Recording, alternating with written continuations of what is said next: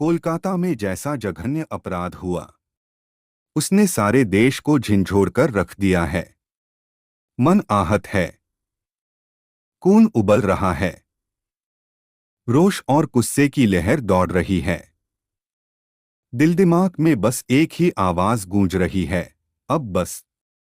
हाल ही में कोलकाता के आरजी कर मेडिकल कॉलेज में एक महिला डॉक्टर के साथ जो हुआ, उसमें पाशविकता की भी सारी हदें पार हो गईं। अपराध इतना वीभत्स है कि उसके बारे में पढ़ सुनकर ही मन में एक अघोषित डर ने घर कर लिया है।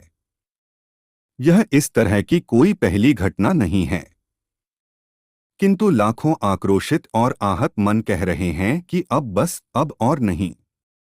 लेकिन ऐसे जघन्य अपराध सिर्फ चाह लेने से नहीं रुकने वाले। हमें पहले कारणों की पड़ताल करनी होगी और फिर ठोस उपाय लागू करने होंगे। इसके लिए सरकार, प्रशासन, न्यायपालिका के साथ साथ समाज के हर वर्ग को अपनी जिम्मेदारी निभानी होगी। जब कभी इस प्रकार की घटनाएं सामने आती हैं, तो सरकार की तरफ से कुछ कार्रवाई होती है, कुछ नियम भी बनते हैं। उनमें से कुछ आधे अधूरे लागू भी होते हैं, पर अधिकतर कागजों में ही बंद रह जाते हैं और अंततः पीड़िता को न्याय नहीं मिल पाता। यदि कुछ न्याय मिलता भी है तो बहुत देर हो जाती है और उसका महत्व भी नहीं रह जाता। यह कोताही एक अहम कारण है कि इस प्रकार की घटनाएं बढ़ती जा रही हैं। त्वरित कड़ी कार्रवाई से ही आपराधिक मानसिकता के लोगों में किंचित भय व्याप्त होगा। इसके अलावा वर्तमान में जो भी कदम इस समस्या के लिए उठाए जा रहे हैं, जैसे पीड़िता या उसके परिवार को आर्थिक मदद, विधिक कार्यवाही तेज करवाने की कोशिशें, आश्रय घर, वन स्टॉप सेंटर आदि खोलना, ये सब वे कदम हैं जो त्रासदी हो जाने पर इलाज की तरह हैं। ये निश्चित रूप से बेहद जरूरी हैं, पर इनसे समस्या की जड़ों पर प्रहार नहीं होता। स्त्रियों के खिलाफ अपराधों का मुख्य कारण है महिला को केवल उपभोग की वस्तु समझ लेना। समाज में इस मानसिकता की जड़ें बहुत गहरी हैं। जब तक ये जड़ें नहीं काटी जाती, तब तक कितने भी प्रयास कर लिए जाएं, बदलाव आंशिक ही होगा।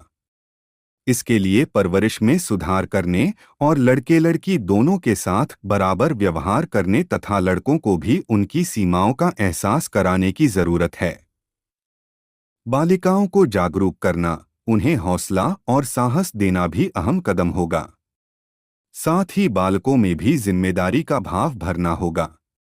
इसके लिए फोक्सी, प्रसूति और स्त्री रोग चिकित्सकों का राष्ट्रीय संगठन द्वारा कुछ वर्षों से धीरा नामक एक अभियान चलाया जा रहा है। धीरा शब्द में धीरज के साथ शक्ति, साहस, दृढ़ता और गंभीरता जैसे गुण समाहित हैं। यह अभियान बड़ी क्लास के स्कूली बच्चों, किशोर किशोरियों के लिए तैयार किया गया है।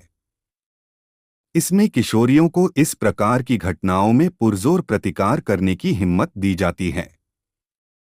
किशोरों को भी स्त्रियों पर होते अत्याचार को देखकर मूकदर्शक नहीं बने रहकर आगे बढ़कर प्रतिरोध करने की शिक्षा और तत्संबंधी प्रशिक्षण दिया जाता है। दरअसल इस उम्र में बच्चे का मस्तिष्क बहुत तेजी से विकसित हो रहा होता है, अतः वह जो कुछ भी सुनता, देखता, पढ़ता या फिर करता है, वही उसका भविष्य निर्धारित करता है, उसका व्यक्तित्व बनाता है। बेटी के साथ साथ बेटों को भी शिक्षा दें कि कहीं पर भी कोई भी अनुचित घटना हो रही है तो देखकर चुपचाप ना निकलें, ना ही मूकदर्शक बने खड़े रहें, बल्कि थोड़ा दिमाग लगाएं। अगर समय है तो पुलिस को फोन करें और समय नहीं है तो यह याद रखें कि जो कोई अनुचित कर रहा है वह भी डरा हुआ होता है। अपराधी का आत्मबल भी कम होता है। आपका चीखना या पुकार कर लोगों को मदद के लिए बुलाना उसे आपकी हिम्मत का एहसास करा देगा। यह समझ देने के साथ ही जरूरी है कि बालिका विद्यालयों में आत्मरक्षा का प्रशिक्षण दिया जाए। अगर तुमसे गलती हुई तो तुम्हें स्वीकार करना होगा, लेकिन अगर तुम्हारी गलती नहीं है तो घबराने की कोई बात नहीं है। हर माँ बाप के लिए बच्चों तक यह विचार स्पष्ट रूप से पहुंचाना बहुत जरूरी है।